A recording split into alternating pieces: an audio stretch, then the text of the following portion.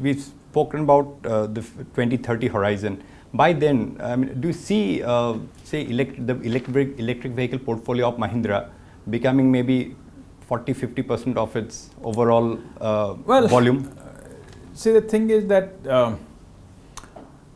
IC engines have been dead many times, but they don't die, right? So it's a very difficult thing for automakers right now to decide that we are going to pin all my future plan on a certain non-IC engine technology. Okay. Some automakers believe in battery, some believe in something else or something else or something else. But nobody can today say that IC engine is done, let's pack it away, and here's the future. Yes, of course, the people who are starting fresh can do that because they have no legacy to live with. But the companies that have been in the business automobile for many years, they cannot sort of shut down the IC engine shop. So, for example, I cannot say today that by the time BS6 comes, the IC engine demand will go down, therefore let me not do BS6, I will only work on electric. I cannot say that because we will probably have to shut down a company if we were to do that. So I cannot let up at all on the work that we need to do to improve our IC engine performance. Right. Whether it is meeting emission, whether it is meeting the sort of power to weight ratio, power to displacement ratio, whether it is reducing the weight of the engine, whether it is improving performance, fuel efficiency, whatever it might be. Everything that is being done by anybody else, we have to do so that IC engine does not become non-competitive while we develop this technology. Okay. Therefore, I don't know how it will pan out. And once we have standard powertrain, it's like we have 2 or 3 engines which we put into all our product. Similarly, we will have 2 or 3 electric powertrains which we can put in all our products. Right. And which product we apply the powertrain to will depend on how the market evolves. We have to keep all our options open. And within IC, but definitely there's almost one can call it a clarity when it comes to diesel engines. Even many industry professionals almost said that by 2020 or 2023 it will peak diesel engine technology. So therefore you see a better scope for... So it depends on, say today diesel engines have somewhat of a difficult time, okay, in the public perception. But don't forget that diesel engine, the reason they are popular is a reason for it, okay. The reason is that these are robust engines. These are engines that have high fuel efficiency, engines that are fun to drive, okay, with high-end torque, low high-end torque. That doesn't go away. Now, petrol can mimic that by direct injection gasoline, but then you have the same cost then as diesel. Then you have the same PM as diesel, right? So as petrol comes towards diesel for performance, the concern that one has with diesel also comes with petrol. Maybe not identical, something more, something less, but it starts happening. The weight will start going up, the cost will start going up, the PM will start going up. Right. On the other hand, as we come to BS6, the one big culprit that we have with diesel, which is PM, will be more or less taken care of. One can keep arguing that this much still is too much. I mean, that argument can never end, and there will be enough people who hate diesels and they will come up with a new argument. That's okay. So I think we need to look at the world at a time when BS6 has come, when most gasolines has moved to direct injection, GDI. Then how does the equation of power, weight, cost, emission look? And it is not trivial conclusion or an obvious conclusion to me that diesels will be not favored. This is a wave that we are going through right now. I think once the dust settles, we may have a different situation. So again, just going back to your original question, nobody can ignore gasoline. Nobody can say I'm going to be only a diesel player. Okay.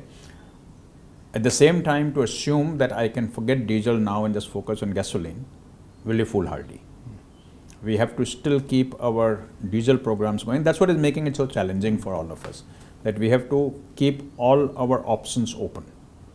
We have to keep our diesel programs going, spend on all the money on the BS6 and everything. We have to become strong in gasoline for Mahindra because that has not been our strength in the past. We have to spend money on electric vehicles, technology product, okay?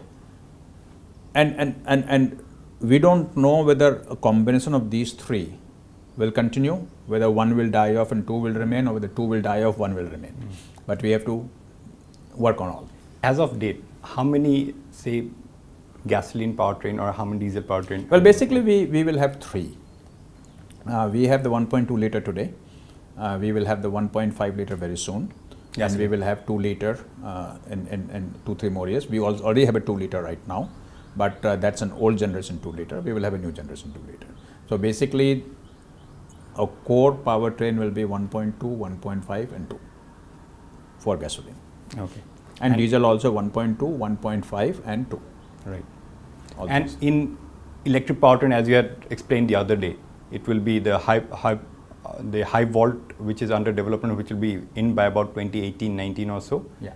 In addition to what you have for the mainstream currently. Correct. Right. And also this also reminds me, a few years ago, Bhutan was seen as a very promising market for EVs. Mahindra had gotten in, Nissan had gone in.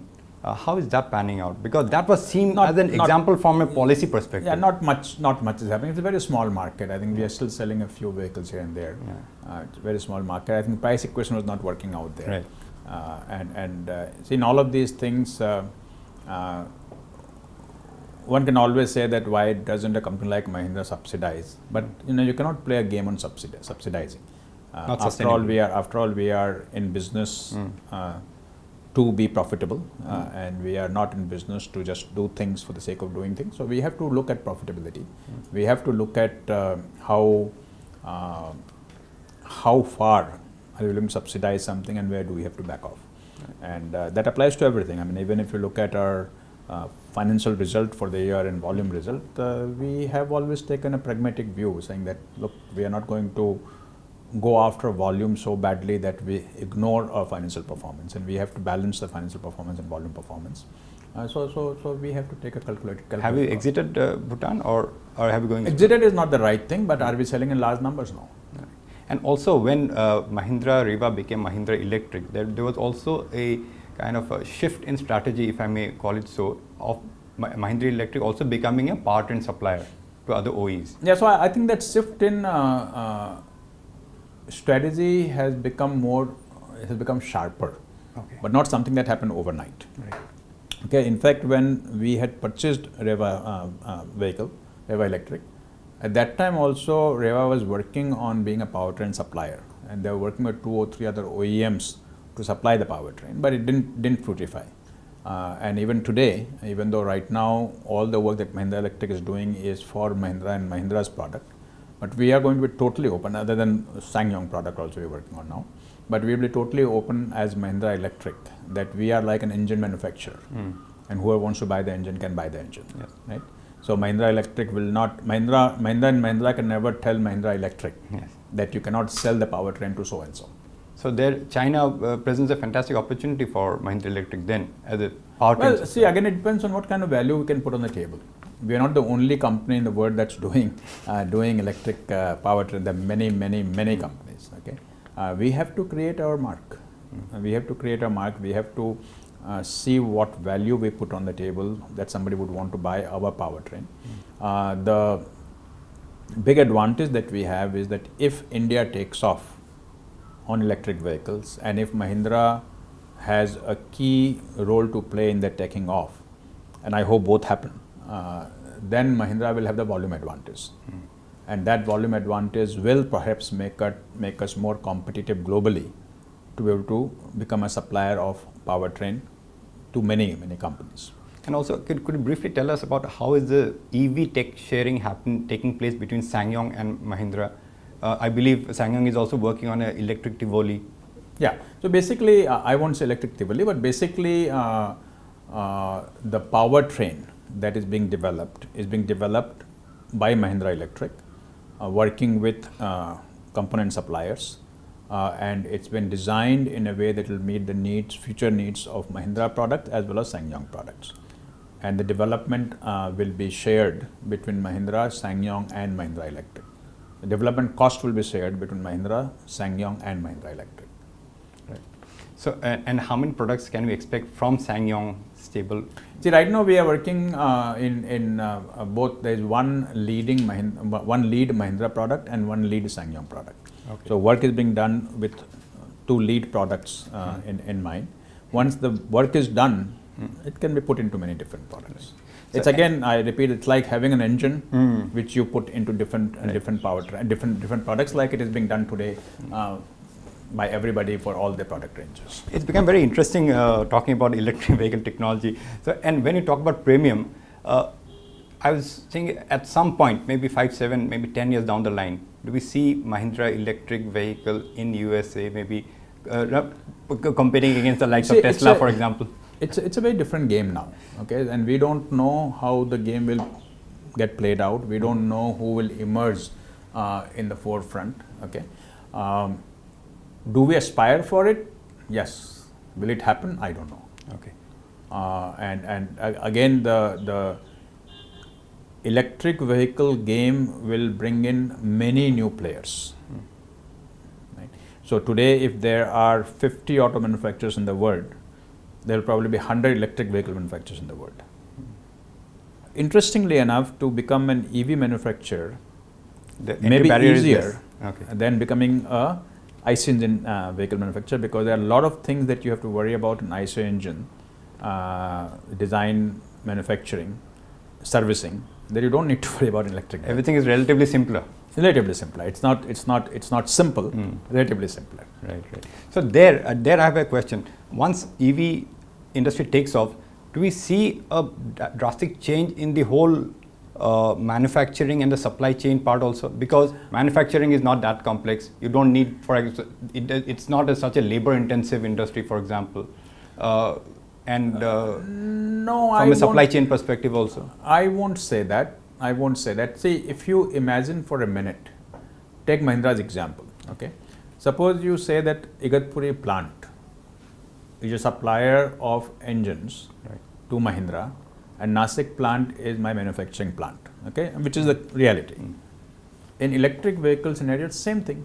Mahindra Electric is a supplier of the engine. So instead of it coming from Igatpuri, it comes from Bangalore. But you don't have so many parts to assemble. Therefore, you don't need so many people. But see, for a vehicle assembler, engine is one part. Right. So the complexity is with the engine manufacturer. Yes. Right? So when you are assembling an electric powertrain, you're not assembling any moving part. Right. Nothing moves. Right. Yeah. When you are assembling an engine, there are lots of moving parts. Right. So the complexity is in making the engine versus making a battery powertrain. But don't forget that the battery assembly itself is not bolting few things. It's critical. I mean, the amount of technology that will go in is very high order. Okay, we have come after 100 years of making IC engine, or 150 years of making IC engine, 130 years of making IC engine. One has come to a point where failure rate is 2 per 1,000 or 1 per 1,000, 1.5 per 1,000. For electric vehicles or electric powertrain to reach that level will take time. It won't happen overnight.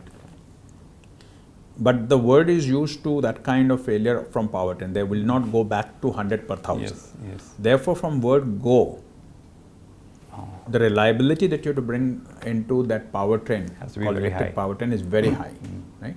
And therefore, the amount of automation that you will have to do, amount of quality check that you have to do, amount of intelligence that you have built into your whole supply chain or whole manufacturing process is going to be of very high order.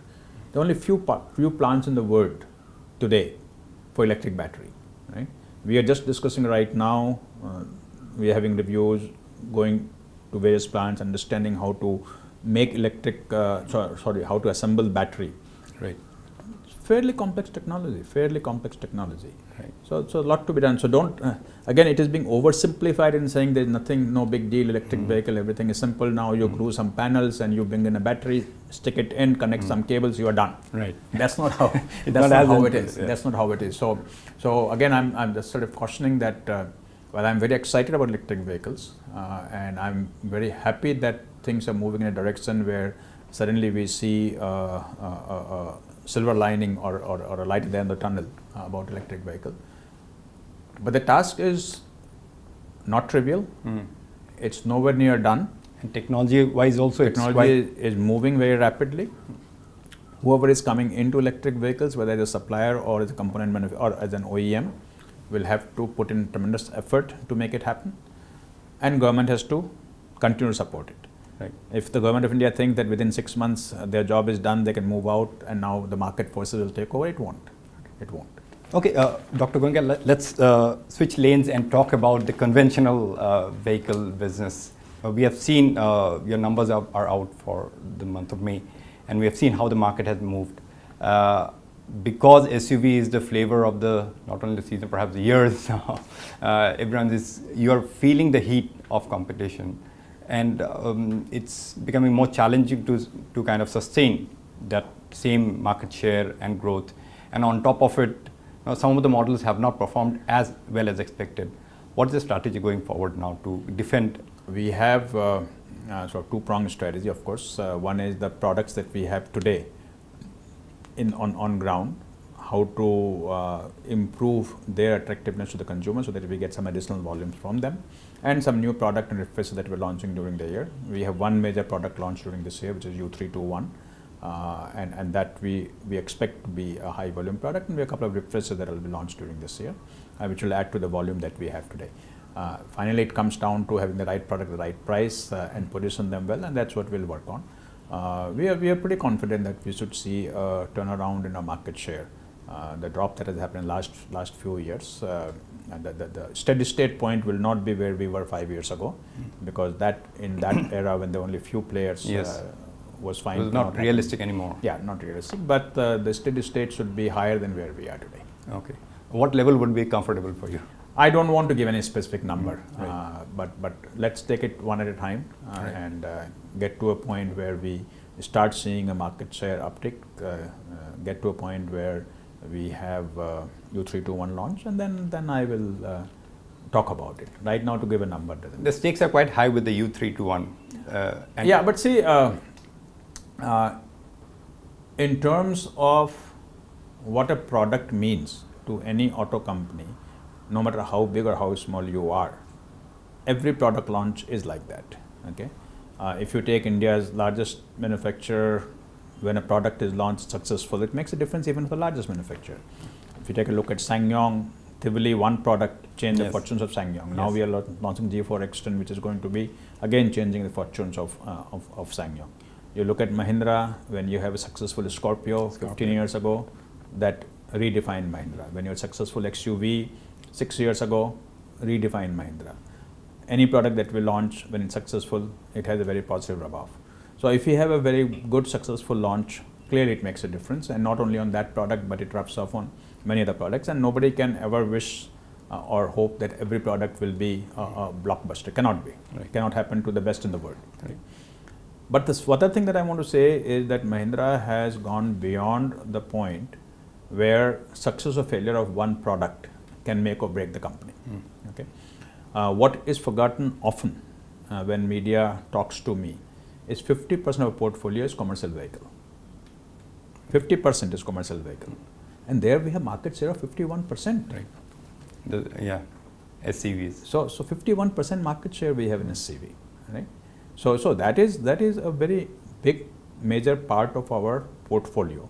So while we are working on the UV market share growth, and I'm pretty confident this year we will see a turnaround, whether it goes up by 2%, 5%, 7%, I don't know, but we will see a turnaround. But don't forget that we are not solely dependent on the UV.